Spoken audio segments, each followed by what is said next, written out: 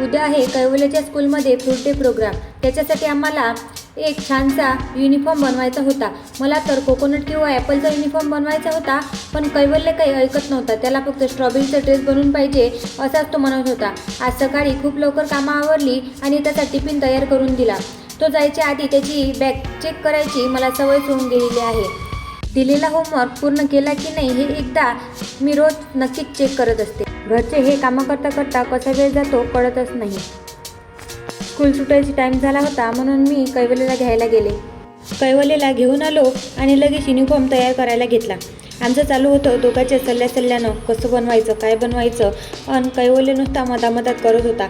आताच्या मुलांना बरं आहे असे प्रोग्राम एन्जॉय करायला मिळतात, नाहीतर आमच्या वेळेस शनिवारची पीटी आणि बुधवारचा परिपाठ जर सोडला तर फक्त 26 जानेवारीला छान कार्यक्रम राहायचा आणि त्यात पण अर्थ भाषणानंच बोर करून टाकायचे। असो दिवसाच्या गोष्टी असतात, त्यांच्या नशिबानं आता आहे तर ते करतात एन्जॉय। आपल्या वेळेस नव्हतं, मग आपल्या मुलांबरोबर आपण पण ॲक्टिव्हिटी करून घ्यायच्या। तर भेटू मग पुढच्या ब्लॉगमध्ये। व्हिडिओ आवडल्यास लाईक शेअर सबस्क्राईब नक्की करा।